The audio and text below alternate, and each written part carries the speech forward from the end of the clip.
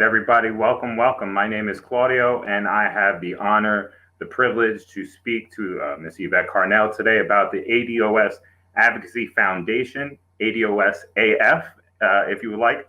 I wanted to talk to you about the actual organization. This is the ADOS Advocacy Foundation Incorporated. I understand it's a 501c organization. And I wanted to start with a question just about how we ended up at an organization. Was there a specific impetus for deciding, the natural next step is that we create an organization? Or was it a progression of everything that had been done as far as advocacy, as far as political education, and as far as organizing? Well, I think it was because of people like you, Claudio, right? Because everybody, for those of you who don't know, everybody in this show tonight is somebody who is a part of the organization, right? So we have to think about, I've always said this, this is about collective uplift. This is not about one person. This is not about anybody's aggrandizement. This is not about that. This is about how do we do collective uplift? How do we do it? And there is no power that is not organized.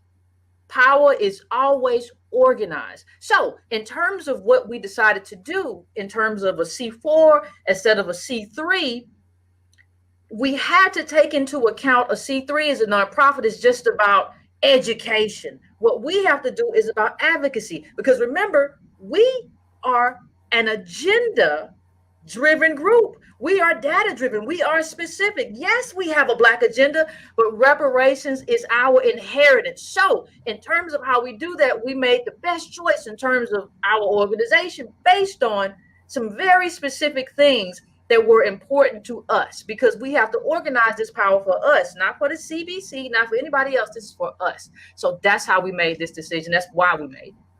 Definitely. And to explain to some folks, so a 501c3 organization, traditionally, a lot of churches are organized these ways, right? So these are organizations that have the social good and their community at their, the heart of their mission. But the laws limit them as to what they can do politically. Now, 501c4, my understanding is it can get involved in more varied political activity, such as lobbying or drafting legislation or coming up with policy priorities.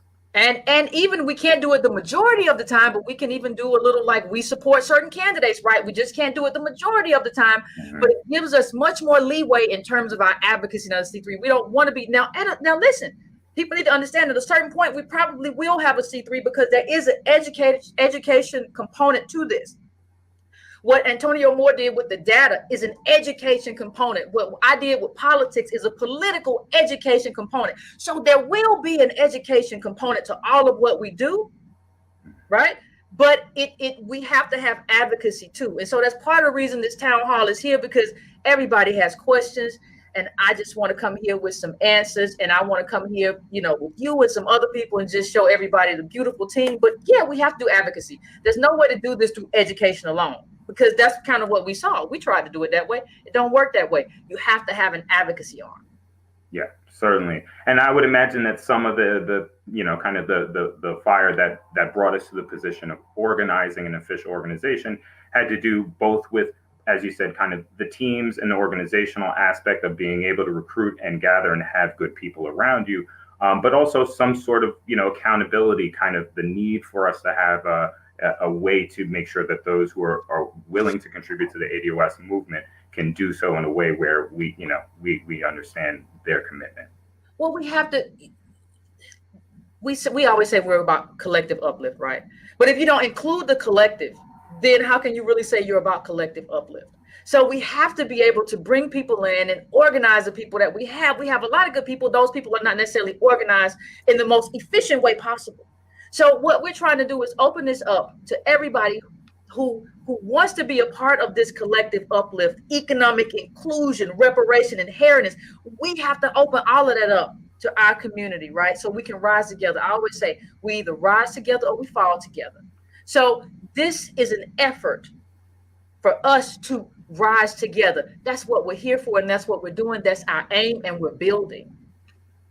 For sure. And, I think part of that, and the concerns that people have, not even concerns, but the real desire, the will that people have to be able to contribute leads to this constant question of, how is the organization structured? What does it look like for, an ADOS person that's, in their locality, in their municipality, in their backyard, trying to get active on these priorities that we have. Now, I understand that there will be state branches, and that's going to be a key organizational cog of how the organization works. Absolutely. There will be state branches. People have asked about chapters. There will be chapters, right? We have all that. That all will be there. A lot of people want to start chapters. Understand that our bylaws are dozens of pages long right now. So we are working to incorporate everybody that wants to be a part of this and needs to be a part of this. That's absolutely happening.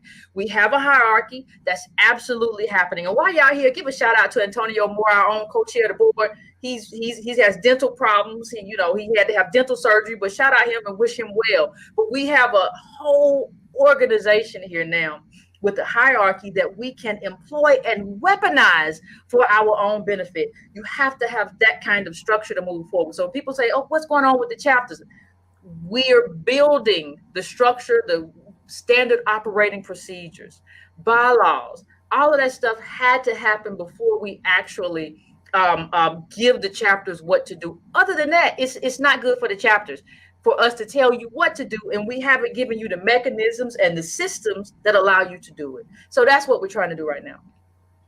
Definitely. And I understand even on the systems front, one of the things that has been the work of the individuals who have been trying to bring this organization online has been, for example, policies around grievances, around, the conduct of ADOS members. How do we hold each other accountable? How do we, ensure that we always hold the organization in the best light? Because I know it seems like part of how we got here was a lot of individuals claiming ADOS, and they're going willy-nilly and saying things that, clearly were not with the spirit of what we believe in.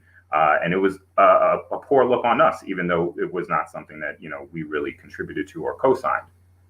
Well, if you don't have an org, anybody can go do whatever they want to do. Yeah. So if you don't have people to say, hey, I'm a card carrying member of the ADOS Advocacy Foundation, people can just go do what they want to do. And so this too was a cutoff of people being able to do what you want. You don't get to do what you want to do.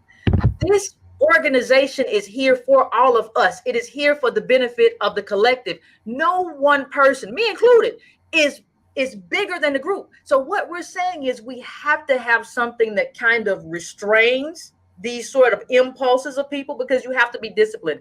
There is no movement without discipline. There is no freedom without discipline. So what we're trying to do is bring people together in a way where we can be disciplined for the things that we care about and move in the direction of our inheritance and a transformative Black agenda. But that can't happen if people running around really nilly saying all this kind of stuff, DOASA, FB, we can't do that. That's not where we are. So this is a move towards a disciplined movement with a transformative Black agenda and reparations as the cornerstone. And that's why it had to happen this way. And honestly, as we transition, we, in our defense, some people tried to tie us to things that were not necessarily things that we had ever been engaged in. Yeah, I mean, that definitely seems to be the case. And, I know a lot of folks have asked how we can combat disinformation about us, about our lineage and our organization and our efforts. So I think that's time for us to dig deeper into that as well.